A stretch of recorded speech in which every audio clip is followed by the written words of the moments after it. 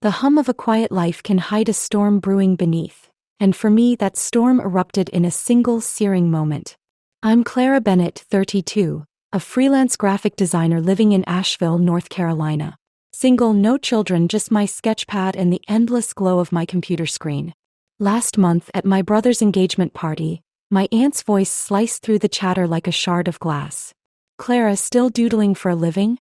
When will you grow up?" Her laugh was sharp, and the room, my parents, my brother Mark, his fiancée, a handful of cousins, joined in, their amusement a chorus of dismissal. The sting of it wasn't new, but this time it clawed deeper, unraveling years of being the family's afterthought. I could have shrunk back, let her words bury me as I always had. But something inside me fractured. I straightened, meeting her gaze across the crowded living room. "Funny you mention that," I said, my voice steady but edged with steel. "What happens when your doodling pays for this party?" The laughter stopped dead. Forks paused mid-air, glasses froze, and Aunt Linda's smirk vanished, her eyes widening in disbelief. "What did you just say?" she stammered, but I didn't linger. I pushed back my chair, the scrape echoing, and walked out, their stunned silence trailing me like a shadow. For too long I'd been their silent support, and that night, I decided they'd face the truth of what I'd carried, and what I was about to stop. It started years ago, back when I was 15 in the rolling hills of Asheville. I learned early that love in my family came with invisible strings.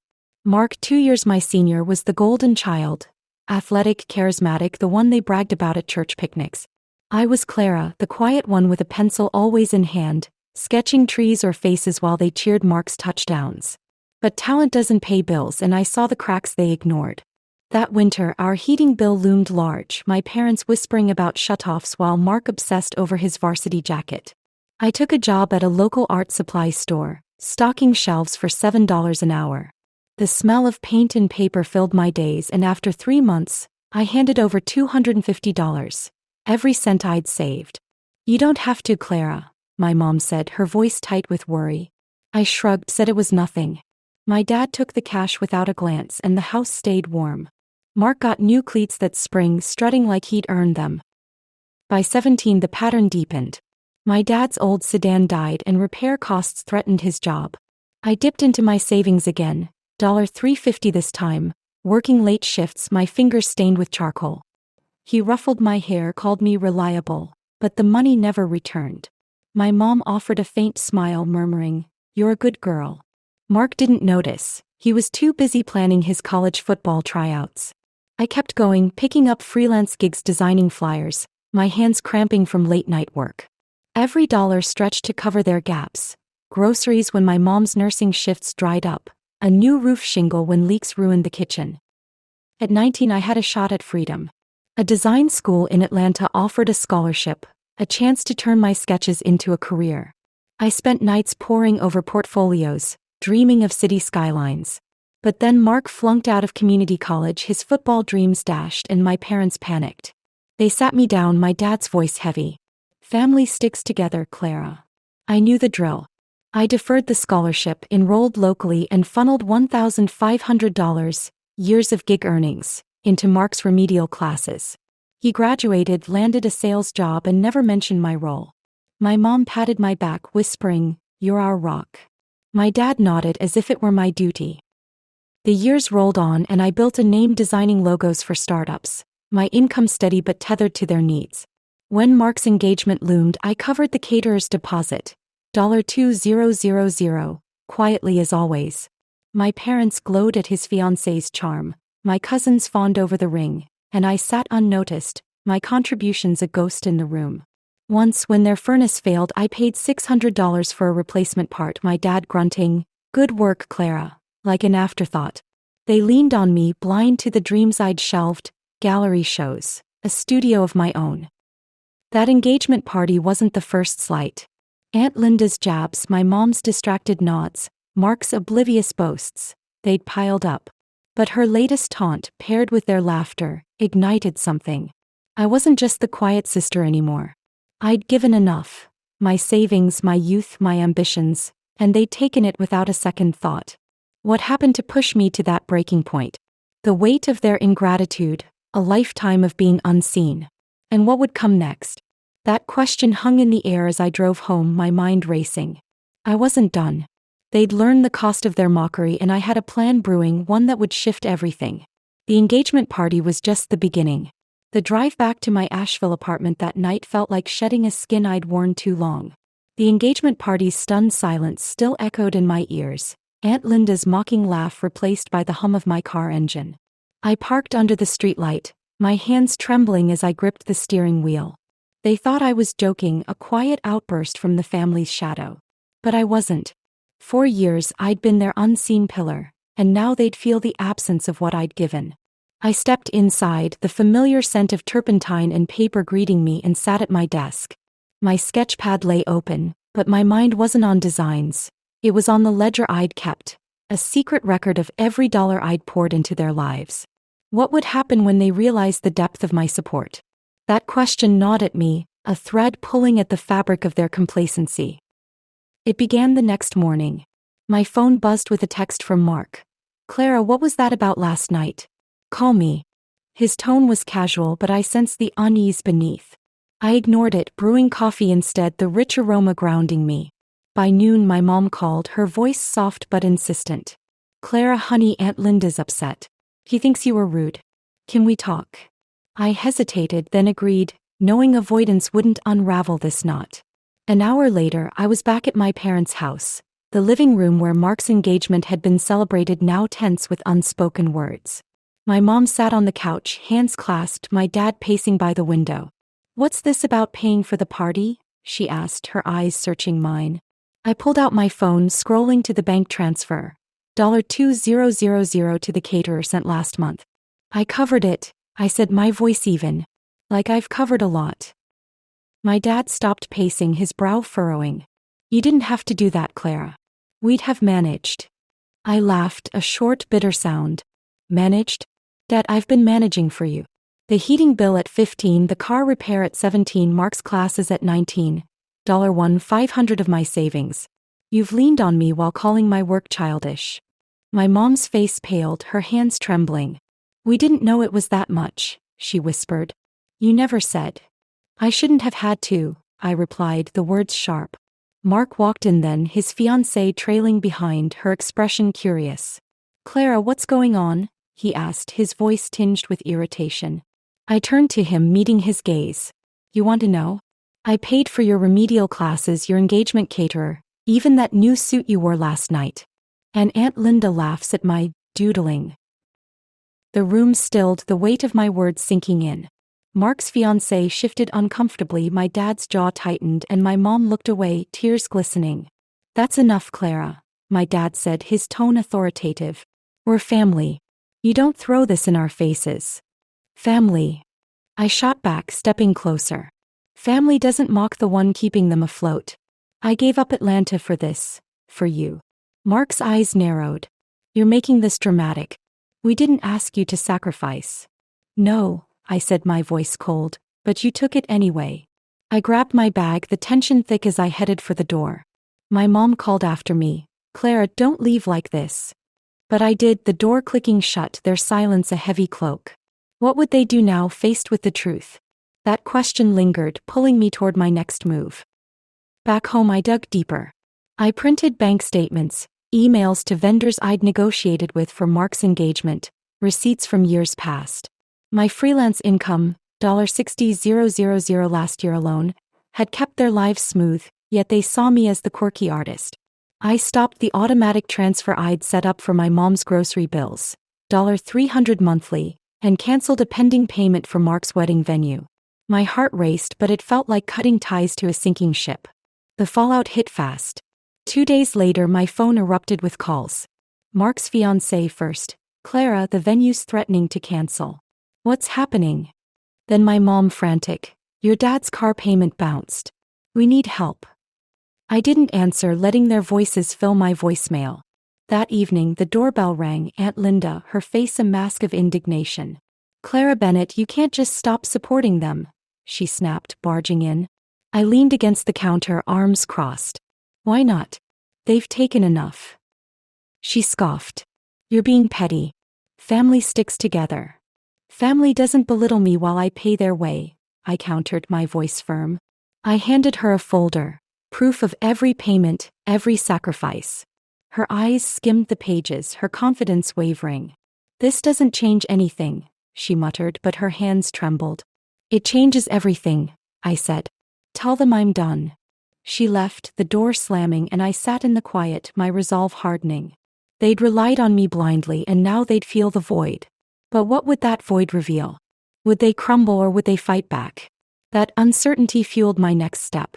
3 days later, Mark showed up, his face flushed with anger. "You canceled the venue? Mom's a wreck, Clara," he shouted, pacing my living room. I stayed calm, pulling out more documents, contracts, transfer records. "I paid $3,000 for that venue, Mark. You didn't even thank me. I'm not your bank anymore." He stared, disbelief turning to rage. "You're ruining my wedding." "No," I said, my tone icy. "You've been ruining my life with your entitlement." He stormed out, slamming the door, and my phone buzzed again. My dad's name. I answered, bracing myself. "Claire, fix this," he growled. "We can't afford this mess." "Then start," I replied, hanging up. The silence that followed was deafening, but it was mine. I'd shown them the ledger, and now they'd face the consequences. What would they do next, and how far would I push? Those questions hung unanswered, driving me toward a confrontation they couldn't ignore. The silence in my Asheville apartment after Mark's furious departure hung like a thick fog, the slammed door still reverberating in my chest. I'd severed the financial lifelines, presented my sacrifices with a folder of proof, and now the family I'd propped up for years was fracturing. 3 days later, my phone remained silent. No calls, no texts. A void that pressed against me with both relief and a lingering weight. I sat at my desk, the folder of documents spread across the worn wood, each page a silent witness to a decade of giving. They dismissed my worth, reduced my efforts to a punchline, but I refused to let that define me any longer. The path ahead was clear. I'd forge a life where my contributions shone, not as a shadow for others. What remained was to see it through, and I was ready. A week later, a letter slipped under my door, its crisp envelope marked with my mom's shaky handwriting. "Claire, we need to talk. The wedding's delayed, your dad's furious. Please come home." The words stirred a familiar guilt, a reflex from years of fixing their chaos, but my resolve held firm. I drove to their house that afternoon, the porch's creaking boards a nostalgic ache under my feet.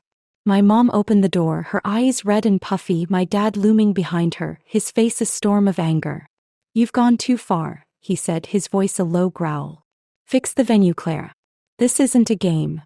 I stepped inside, the living room, once alive with Mark's engagement celebration, now dim with unspoken tension. "I'm not playing," I replied, my voice steady as a drawn line.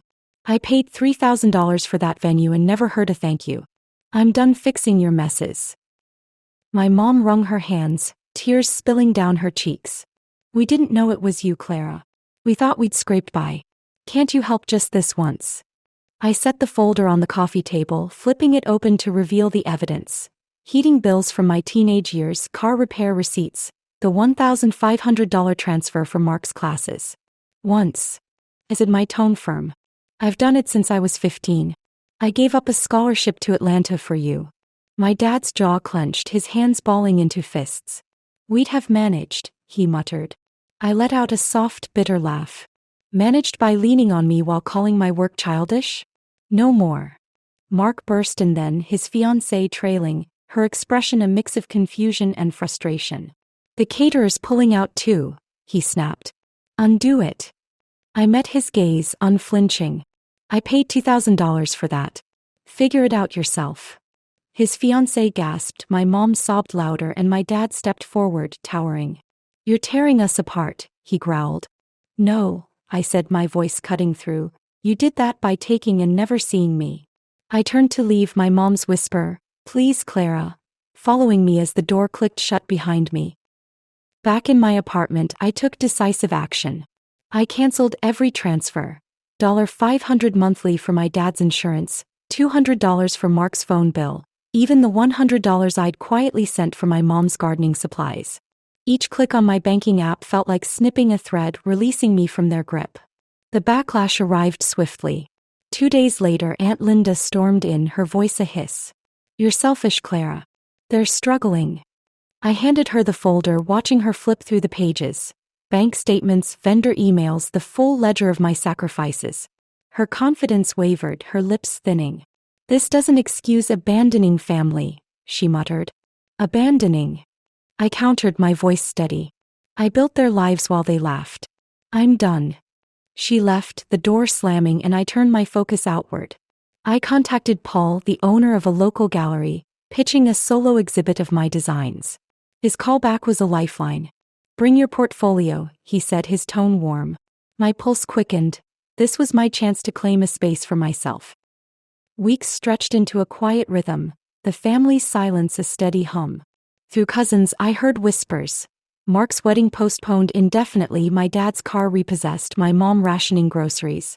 The sting of their struggle pierced me, but it also steeled my resolve. I poured myself into the exhibit, sketching late into the night. Vibrant landscapes of Asheville's hills, abstract portraits of faceless families. Each stroke a release of the gray duty I'd carried. Paul loved the collection, scheduling the opening for 3 months out. I hired Mia, a young artist with a bright smile, as my assistant, her energy lifting the studio's air. My freelance income, once drained by them, now funded art supplies, a new easel, and Mia's modest wage. Then one evening my mom appeared at my door alone, her face etched with exhaustion. "Clara, I see it now," she said, her voice breaking. "You carried us. Can we start over?" I paused, the folder a barrier between us, its pages a map of my past. "Start over? Mom, I've begged you to see me for years. I need my own life now." She nodded, tears streaming. "I failed you. I miss you." The ache was raw, an echo of the daughter I'd been. "I miss you too," I said softly, "but I need time. I'm building something for me." She left and I felt a weight lift, a step toward healing. The exhibit became my anchor. On opening night, the gallery glowed with soft lights, my designs adorning the walls. Bold, raw, a story of survival. Paul introduced me and I spoke. I thought my worth was in giving, bills, dreams shelved, until I said enough. This is me reclaimed. The applause was warm and strangers approached, their stories weaving a new tapestry. A woman my age said, "Your art gave me courage to leave a toxic job." Another, older, nodded. I walked from my family too. Their words built a community, a bond beyond blood. The months that followed cemented my path. The exhibit sold out, the proceeds funding a permanent studio corner in my apartment. Mia and I collaborated on a mural project for a local school, her laughter a constant in my days. I landed bigger clients, tourism boards, boutique brands. My designs lighting up billboards from Charlotte to Raleigh. The family remained a distant memory. Mark married quietly, my dad cut contact, my mom sent cards I answered with brief notes, a fragile bridge forming. One afternoon she visited again, bringing a sketch I'd drawn as a child, a tree under a stormy sky. "I'm proud of you," she said, her voice thick. We hugged, a tentative reconciliation, and I kept the sketch on my desk, a symbol of growth. 6 months later I stood on my balcony, the Asheville skyline bathed in golden sunset. The studio hummed with Mia's voice, my latest canvas, a serene landscape, half finished. The family I'd lost was a shadow, their absence a quiet space for my rebirth. I'd proven my worth not in their eyes but in my own, through art and resolve. The rift with my mom was mending, a slow dance of forgiveness while Mark and my dad faded into the past. I'd built a life of purpose. Murals for schools, exhibits for galleries, walks along the Battery with Mia, sketching under oak trees. The pain of their rejection had carved room for this vibrancy. I was free, whole, and at peace, my story complete. Hey everyone. Thanks for tuning into the Revenge Tempest channel. If you love this story, please hit that subscribe button and join our amazing community. Drop a comment below letting us know where you watched us from. Your support keeps us going. Stay tuned for more epic tales. Hey everyone. Thanks for tuning into the Revenge Tempest channel. If you love this story, please hit that subscribe button and join our amazing community. Drop a comment below letting us know where you watched us from. Your support keeps us going. Stay tuned for more epic tales. Hey everyone. Thanks for tuning into the Revenge Tempest channel. If you love this story, please hit that subscribe button and join our amazing community. Drop a comment below letting us know where you watched us from. Your support keeps us going. Stay tuned for more epic tales.